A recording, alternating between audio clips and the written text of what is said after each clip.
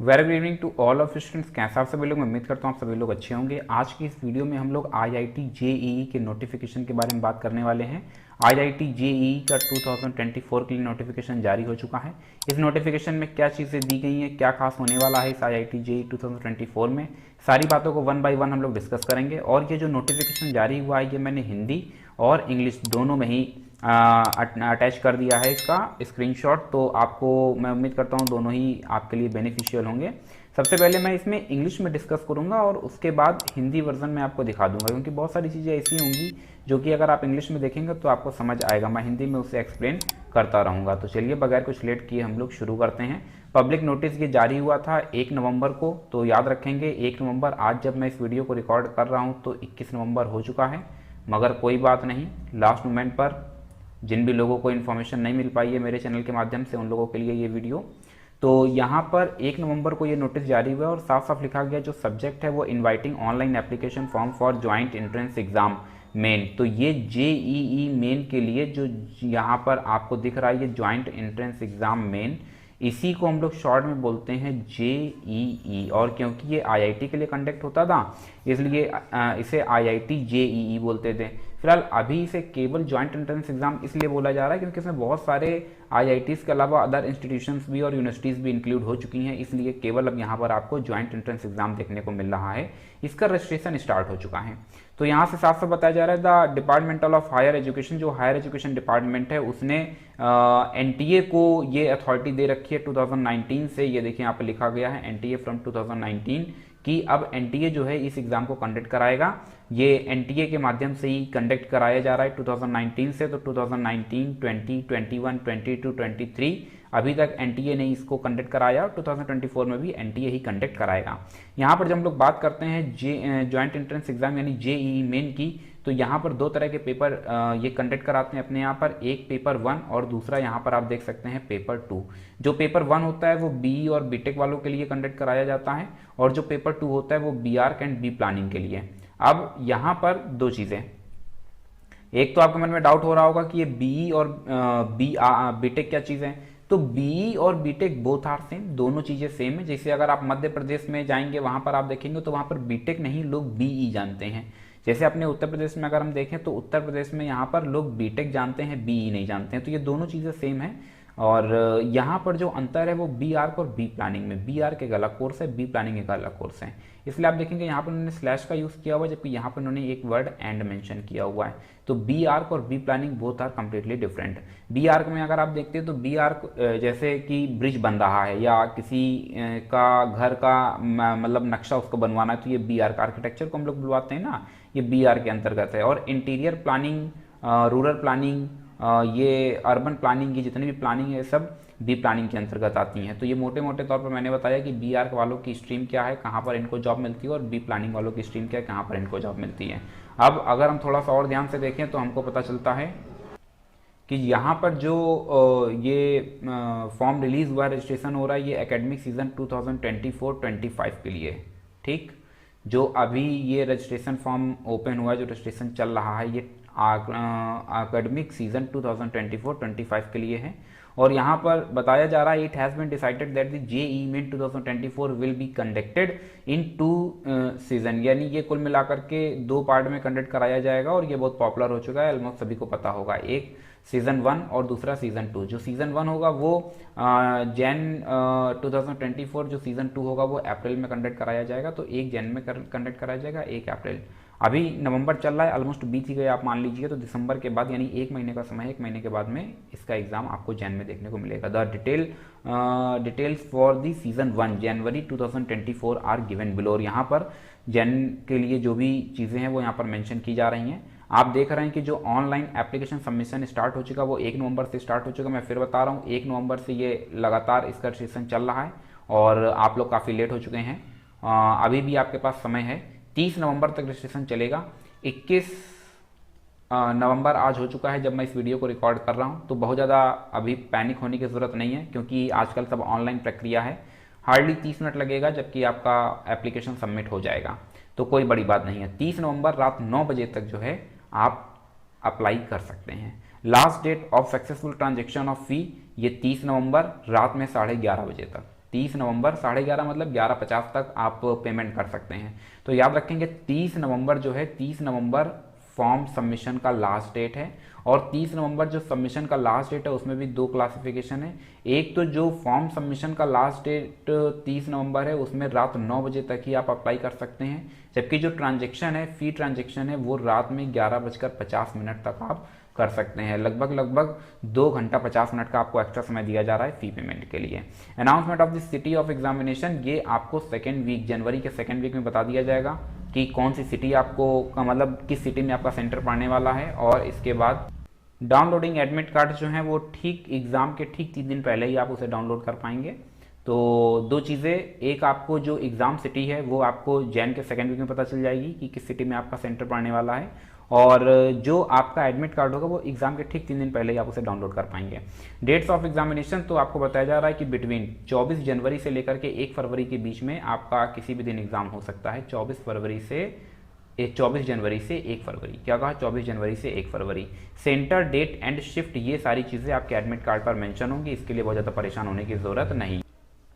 Display of recorded response, इस बात का क्या मतलब है? इसका मतलब ये है कि जब आप वहाँ पर पेपर अटैम्प्ट लेंगे तो पेपर सीबीटी बेस्ड होगा, ठीक है, कंप्यूटर बेस्ड टेस्ट होगा। सीबीटी का मतलब क्या होता है? सी मतलब कंप्यूटर, बी मतलब बेस्ड और टी मतलब टेस्ट। तो सीबीटी टेस्ट होने वाला है, कंप्यूटर बेस्ड टेस्ट। तो क्योंकि ये सॉफ्ट कॉपी बेस्ड टेस्ट होगा तो अब आपको पता तो रहेगा नहीं कि आपने क्या अटैम्प्ट लिया क्या नहीं लिया। तो इसका बताया जा रहा है to be announced later on the website पर बता दिया जाएगा कि कब इसका आंसर किया आ रहा है, और आप उसमें दोनों चीज़ें होंगी कि सही आंसर कौन सा है और आपने असल में क्या टिक किया हुआ था, दोनों चीज़ें मेंशन होंगी। जो वेबसाइट है वो यहाँ पर वेबसाइट आपको देखने को मिल रही है, आप इसमें क्लिक करेंगे तो एग्जैक्टली आप सीधे एनटीए की वेबसाइट पर, ऑफिशियल वेबसाइट पर पहुँच जाएंगे। चाहे इस पर क्लिक कर दें चाहे इस पर क्लिक कर दें। Declaration of result on the NTA website, NTA की वेबसाइट पर जो रिजल्ट होगा वो 12 फरवरी 2024 को अनाउंस कर दिया जाएगा। जेईई मेन जो है 2024 में 13 लैंग्वेजेस में कंडक्ट कराया जा रहा है। 13 लैंग्वेजेस आप देख रहे हैं, इंग्लिश हो गया, हिंदी हो गया, असमीज़ हो गया, बंगाली हो गया, गुजराती, कन्नड़, मलयालम, मराठी, उड़िया, पंजाबी, तमिल, तेलुगु और उर्दू, ये कुल मिलाकर के 23 भाषाएं हैं जिसमें कि इस पेपर को कंडक्ट कराया जा रहा है।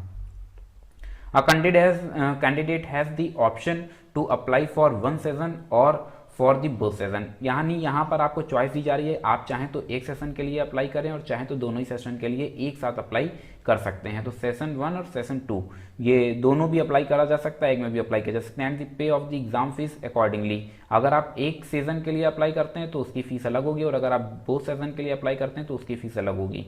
In other words, if a candidate wishes to apply only for one session, he or she has to pay the examination fee only for one session। अभी मैंने ये बात बताई।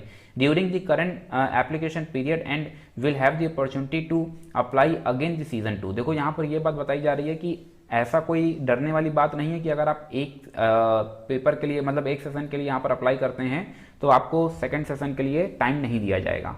मतलब अगर आप प्री माइंडेड हैं, प्री डिज़ाइन हैं, आपने सोच रखा है कि मुझे दोनों सेशन अटैम्प्ट लेने हैं, तो आप चाहें तो आप इसी बार दोनों सेशन की फीस एक साथ सबमिट कर सकते हैं। अदरवाइज पहले आप सेशन 1 अटैम्प्ट ले लें, उसके बाद अगर आपको लगता है कि नहीं सेशन 2 अटैम्प्ट लेना चाहिए तो बाद में फिर से पोर्टल ओपन किया जाएगा, फिर से आप फीस सबमिट करें और फिर सेशन 2 अटैम्प्ट ले लें। मेरे अपने पॉइंट ऑफ व्यू से मेरी अपनी राय जो है वो ये है कि आप दोनों पेपर एक साथ अप्लाई कर दें। आप ये नहीं सोचें कि अभी इस बार सेशन 1 के लिए अप्लाई करेंगे फिर सेशन 2 के लिए, ऐसा नहीं सोचें।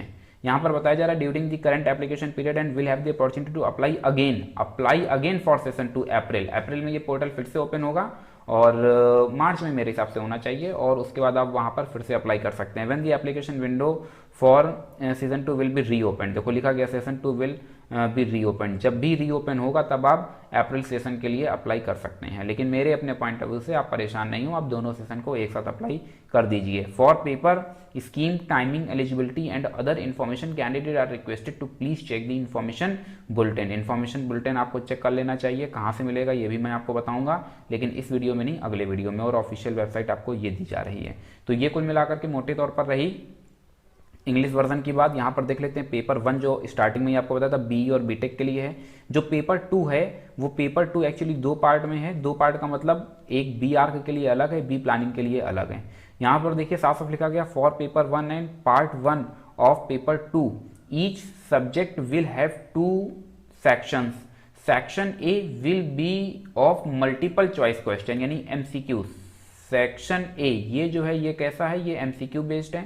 Section B will contain questions whose answer to be filled in an numerical value. यहाँ पर जो सेक्शन बी होगा वो एक्चुअली उसमें आपको कुछ न्यूमेरिकल वैल्यूज फिल करनी होंगी, मतलब कुल मिलाकर के ये एमसीक्यू टाइप नहीं होगा, फिल इन द ब्लैंक्स आप इस तरीके से समझ लीजिए। In section B candidates have to attempt any 5 questions out of 10 question. Section B में 10 क्वेश्चन होंगे और 10 क्वेश्चन में कोई आपको 5 क्वेश्चन अटेम्प्ट लेने होंगे। There will be negative marking for both section A and section B, और ये यहाँ पर जो है ये मोस्ट इंपॉर्टेंट बात है बेटा, इस बात को याद रखना, निगेटिव मार्किंग है सेक्शन ए में भी और सेक्शन बी में भी। इसलिए वहाँ पर ये जो आप लोग अक्कड़ बक्कड़ बम्बे बॉल खेलते हैं और अंधी मारते हैं, ये सब नहीं करना है, क्योंकि एक क्वेश्चन एक गलत आंसर से आप कई लाख रैंक पीछे चले जाएंगे। तो यहाँ पर एमसीक्यू हो या मतलब सेक्शन ए हो या सेक्शन बी हो, एमसीक्यू हो या सब्जेक्टिव हो, दोनों ही पोर्शन में निगेटिव मार्किंग लगी हुई है। सीबीटी का भी मैं जिक्र कर रहा था, यहाँ पर आप देख रहे हैं कि यहाँ पर मोड ऑफ एग्जामिनेशन सीबीटी मतलब कंप्यूटर बेस्ड टेस्ट दे दिया गया है। जो फर्स्ट शिफ्ट होगी वो 9 से 12 3 घंटे की होगी, जबकि सेकंड शिफ्ट जो होगी वो 3 से 6 होगी। देखते हैं कि आपको किस शिफ्ट में पढ़ना है। यहाँ से ज़्यादातर जो ऑलमोस्ट स्टूडेंट्स होंगे वो मेरे अपने पॉइंट ऑफ व्यू से वो शायद पेपर 1 के लिए ही अप्लाई करेंगे, बी टेक के लिए। बी आर्क भी अच्छा है, बी प्लानिंग भी अच्छा है, दोनों ही चीज़ें अच्छी हैं। अगर आप चाहें तो बी आर्क और बी प्लानिंग के लिए भी अप्लाई कर सकते हैं, मगर बी आर्क के लिए बेटा एक बात याद रखना कि यहाँ पर आपको ड्राइंग का एक अलग से पेपर होगा। देखो यहाँ पर लिखा गया CBT test mode except drawing test part 3 in pen and paper offline mode to be attempt on a drawing sheet of A4 size. क्योंकि एक्चुअली है क्या ना कि जब जैसे एक ब्रिज बनना है और आपको ब्रिज का डिज़ाइन करना है तो पहले आपकी ड्राइंग तो अच्छी होनी चाहिए, इसलिए इसमें ड्राइंग का एक अलग से पेपर होता है और ये ऑफलाइन मोड पर होगा। तो यहाँ पर आप देखेंगे कि मैथमेटिक्स का कितना पोर्शन है, एप्टीट्यूड का कितना है, ड्राइंग टेस्ट का कितना है, ये सब कुछ यहाँ पर मेंशन कर दिया गया है। और यहाँ पर अगर आप देखते हैं पार्ट 1 में तो मैथमेटिक्स, फिजिक्स, केमिस्ट्री यहाँ पर पीसीएम डिस्कस किया जा रहा है, जबकि यहाँ पर केवल मैथमेटिक्स डिस्कस किया जा रहा है। फिर एप्टीट्यूड टेस्ट मतलब रीजनिंग है और यहाँ पर ड्राइंग का पोर्शन आ जाता है।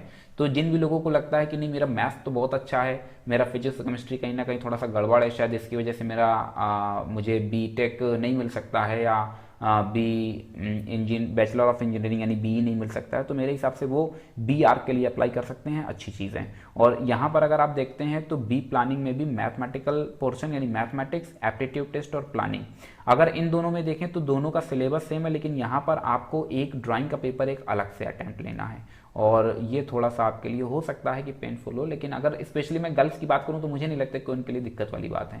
यहाँ पर भी आप देख रहे हैं तो सेम चीज़, ये जो बी प्लानिंग का पेपर है वो 3 से 6 के लिए होना है और इनका भी जो यहाँ पर फर्स्ट शिफ्ट सेकंड शिफ्ट है, इसमें कोई फर्स्ट सेकंड शिफ्ट नहीं है, इसमें एक ही शिफ्ट है बी प्लानिंग में। ये सब पूरा इंग्लिश वर्जन का रहा। अब हिंदी वर्जन में दिखा देता हूँ। वो जो आपको नोटिफिकेशन इंग्लिश में था वही नोटिफिकेशन यहाँ पर है। सार्वजनिक सूचना 1 नवंबर को ये नोटिफिकेशन रिलीज कर दिया गया था, 1 नवंबर से रजिस्ट्रेशन चल रहा है और ये पेपर 1 जो है बी टेक के लिए। अब देखो इसमें क्या है कि NIT IIT ये जो पेपर 1 है, ये पेपर 1 में कौन कौन सी चीज़ें शामिल हैं, तो NIT शामिल है, IIIT शामिल है, इसके अलावा बहुत सारी यूनिवर्सिटीज़ शामिल हैं, बहुत सारे इंस्टीट्यूशन शामिल हैं। जैसे कि अगर मैं बात करूं UPTU की, तो पहले इनका एग्ज़ाम अलग से होता था, अब इन्होंने अपना अलग से एग्ज़ाम बंद करा दिया है। इसकी भी जो एंट्री होती है वो JEE के थ्रू ही होती है। तो लगभग अब आपके लिए होल एंड सोल हो गया है JEE, इसमें आपको पार्टिसिपेट करना मस्ट है। बाकी सारी इन्फॉर्मेशन वही है, कुछ अलग से नहीं है, सारी चीज़ें हिंदी में है। तो जो भी हमारे हिंदी भाषी छात्र छात्राएँ हैं वो इसका लाभ उठा सकते हैं। और यहाँ पर भी वही चीज़ आपको बता दी गई है कि 2024 में अभ्यर्थी को 2024 में 2 सत्र एक सत्र के लिए आवेदन कर सकते हैं। तय की गई धारणा के अनुसार परीक्षा शुल्क का भुगतान भी कर सकते हैं। और यहाँ पर देखिए उन्होंने लिख दिया, उन्हें वर्तमान अवधि के दौरान केवल प्रश्न पत्र 1 के लिए परीक्षा शुल्क भुगतान करना होगा और वे सत्र 2 के लिए फिर से आवेदन का अवसर पाएंगे जब सत्र 2 के लिए आवेदन खिड़की पुनः खोली जाएगी। तो यहाँ पर ये चीज़ जो है, इसी में मैं आपको बोल रहा था कि आप दोनों सत्र के लिए एक साथ अप्लाई कर दें। आप ये नहीं सोचें कि सत्र 1 अभी देखते हैं, सत्र 2 बाद में देखेंगे, एक साथ अप्लाई करो, कोई टेंशन नहीं है। यहाँ पर भी आपको सब पूरा वही चीज़ें आपको बता दी गई, कंप्यूटर बेस्ड टेस्ट, इसको भी CBT बोलते हैं और ये सब पूरा वही है। बी आर्क भी अच्छा है और बी प्लानिंग भी अच्छा है और बीटेक और बी तो आप जानते हैं ये मोस्ट पॉपुलर है। तो अपने आप को देखते हुए अगर आपको लगता है कि एक बार हमें चांस लेना चाहिए बी आर्क और बी प्लानिंग का भी, देन आप अप्लाई कर सकते हैं। नेगेटिव मार्किंग है यहाँ पर, ये देखो साफ साफ उन्होंने लिख दिया है, खंड A और खंड B दोनों के लिए नकारात्मक अंकन होगा। तो कुल मिलाकर के मैं उम्मीद करता हूँ कि आप वीडियो आपके लिए हेल्पफुल होगा। इसका एक वीडियो मैं भी आपके लिए और लाऊंगा और उस वीडियो में मैं चर्चा करूंगा how to fill the form कैसे फिल किया जाए, क्या क्या हमें सावधानियां बरतनी होंगी फॉर्म फिल करने के लिए।